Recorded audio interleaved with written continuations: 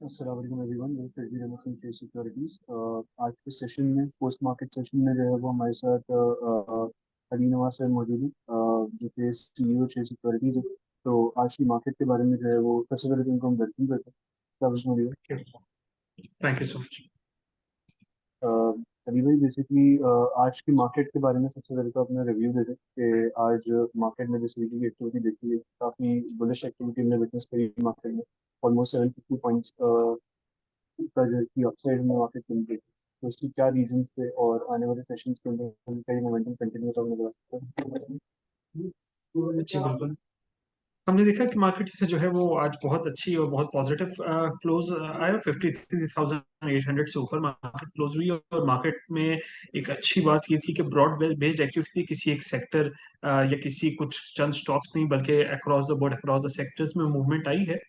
Actually उनकी कई वजूहत है। एक तो शायद ये रियलाइजेशन है क्योंकि मार्केट हमारी बहुत ही कम प्राइस टू अर्निंग्स बहुत ही कम वैल्यूएशंस पे ट्रेड कर रही थी, जिसकी वजह डीवैल्यूएशन था, हमारी इन्फ्लेशन का ऊपर होना था, हमारी करेंसी में जो डीवैल्यूएशन हो रही थी वो रीजन था। अब सिंस हमने आईएमएफ का रिव्यू भी चल रहा है और हमने आईएमएफ के सारे पहले क्वार्टर के जो टारगेट्स थे वो अचीव कर लिए हैं और ये एक्सपेक्टेड है कि आईएमएफ जो है वो सेटिस्फाइड है हमारी पहले क्वार्टर की परफॉर्मेंस से। तो वो भी सक्सेसफुली क्लोज होते हुए लग रहा है। और उसके बाद हम मार्केट ये एक्सपेक्ट कर रही है कि इन्फ्लेशन के नंबर गोइंग फॉरवर्ड्स हमने हमने पीक नंबर देख लिया। अब अगले महीने से जो भी इन्फ्लेशन का नंबर आएगा वो नीचे होगा। हमने देखा कि सेकेंडरी मार्केट्स में ट्रेजरी बिल्स पीआईबीज की यील्ड जो है वो कम हो गई है। काइबोर आपका जो हाई लगा था 24.25% का, वो 21.5% के करीब आ गया है। वो 3% डाउन है, तो उससे कंपनीज की फाइनेंस कॉस्ट पर फर्क आएगा।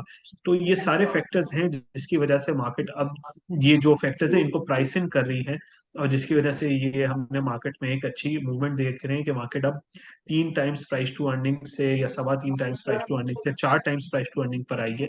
अभी भी मार्केट बहुत सस्ती है क्योंकि ये मार्केट तो 8 टाइम्स और 10 टाइम्स के प्राइस टू अर्निंग्स पर भी ट्रेड करती रही। तो हम देख रहे हैं कि ग्रेजुअली एडजस्टमेंट हो रही है स्टॉक प्राइसेस में एंड वैल्यूएशंस में। अच्छा री भाई, एक चीज़ जो मैं नोटिस करी वो ये करी कि ऑल द मार्केट में काफ़ी अच्छी अपसाइड आई और अक्रॉस द बोर्ड बाइंग आती हुई देखी हमने मार्केट के अंदर। But oil and gas sector में आज भी थोड़ा डिसअपॉइंट की तरफ, चाहे वो ओजीडीसी पीपीएल हो या पीएसओ हो। तो इसमें क्या हम यहाँ से from here onwards upside anticipate कर रहे हैं, आनी चाहिए? देखिए इसमें बात यह है कि दो तरीके की स्टॉक्स होते हैं। एक होता है सिक्लिकल जिसको हम कहते हैं और एक कहते हैं डिफेंसिव सेक्टर्स। हमने ये देखा कि जब ये गैस प्राइस की इंक्रीज और इलेक्ट्रिसिटी प्राइसेस का और सर्कुलर डेट की जब बात आई कि उसको जो है वो रिजॉल्व करने के लिए स्टेप्स ले रहे हैं, तो हमने उस दौर में देखा कि ईएनपी सेक्टर्स ने बहुत अच्छा परफॉर्म किया। आपके IPPs energy IPPs power sector ने जो है वो बहुत अच्छा परफॉर्म किया। और उस दौरान सीमेंट स्टील ऑटोज इनमें फार्मा इनमें कोई हमने खास परफॉर्मेंस नहीं देखी थी।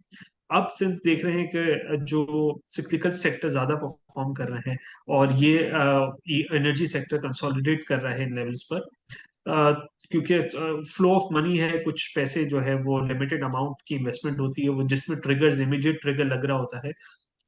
फ्लोज जो है वो थोड़े से फंड्स उस तरफ चले जाते हैं। बट देन एनर्जी सेक्टर में स्टोरी बहुत अच्छी और बहुत बड़ी है। आई थिंक सर्कुलर डेट पर जितना काम पिछले 3-4 महीनों में हो गया है, जिस तेजी से इन्होंने इलेक्ट्रिसिटी और गैस की प्राइसेस पास ऑन कर दी है, हम देखेंगे कि अगले आने वाले क्वार्टर्स में ओजीडीसी पीपीएल पीएसओ इनके कैश फ्लोज पर बहुत ज्यादा विजिबल फर्क हमें दिखेगा इनके कैश फ्लोज में। और शायद इनके पे आउट्स भी जो है ग्रेजुअल बेहतर होना शुरू हो जाए। तो डिस्पाइट कि यहाँ पर कंसोलिडेट कर रहे हैं, but there will be some time some day के जिसमें इनकी भी परफॉर्मेंस आ जाएगी। और शायद हमें टाइम नहीं करना चाहिए मार्केट को कि अभी हम ये बेच दें और कोई और स्टॉक ले लें।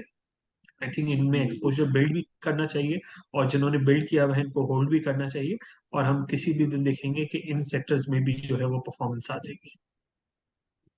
और अच्छा ये और क्वेश्चन ये रही है कि सीमेंट्स और स्टील सेक्टर को जो है वो हमने पिछले कुछ टाइम में देखा है कि उन्होंने मार्केट को जो है वो आउट परफॉर्म करा है। तो व्हाट आर यू एंटिसिपेटिंग, मतलब do you see these sectors being overbought now, Are you anticipating some sort of consolidation or a correction in these sectors, or are they still, undervalued? देखिए, एक factor ये हुआ है कि market ने जब से 50,000 पॉइंट्स क्रॉस किया है, 50,000 पॉइंट से 53,800 तक जो है वो मार्केट में 3,800 पॉइंट का रनअप जो है वो बिल्कुल स्ट्रेट आया है without any major corrections. I think अगर इस तरीके की कोई कंसोलिडेशन या कोई छोटी मोटी करेक्शन ओवर ड्यू है, इसको हम रूल आउट नहीं कर सकते कि कोई छोटी मोटी करेक्शन आ जाए। कोई बड़ी correction expected at this point of time नहीं है, बिकॉज हमारे फंडामेंटल्स उतने बुरे नहीं है जितने अप्रैल में जून जुलाई जो डिफॉल्ट की सिचुएशन वो थी। लेकिन उसके साथ साथ ये जो रनअप है, अगर ये मार्केट कंसोलिडेट करके थोड़ी करेक्ट करके चले तो आई थिंक ये हेल्दी साइन होता है मार्केट के लिए। I am expecting correction in overall market in few sectors, like जिस तरह सीमेंट्स और आपने स्टील का कहा। बट ये करेक्शन मार्केट के लिए हेल्दी होगी।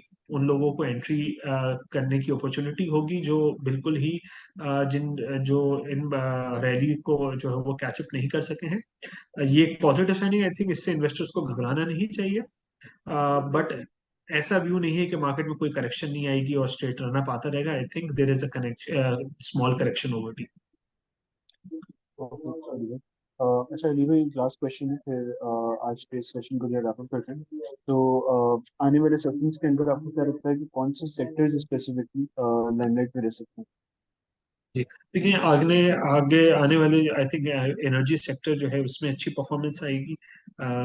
जो आपका ओएमसी सेक्टर है, चाहे वो पीएसओ हो, चाहे वो शेल हो, चाहे वो हाईटेक लुब्रिकेंट हो, आई थिंक ये तीनों स्टॉक्स में अच्छी परफॉर्मेंस आते हुए लग रही है। आई थिंक बैंक्स जो है वो काफी अच्छे परफॉर्म कर चुके हैं और लगता है कि इनमें कंटिन्यूएशन रहेगी। और as as stocks like agro fertiliser, stocks like आपको इनमें प्राइस रन अप कंटिन्यू लगता है। निषाद पावर और सीमेंट्स भी लगता है कि जो है कुछ कंसोलिडेट करने के बाद इनमें भी रैली फर्दर कंटिन्यू रहेगी। That's great, Ali bhai. Thank you so much, Ali bhai, for thank you so much. you know uh, for giving your views about the market. Thank you so much. Thank you, thank you, thank you so much.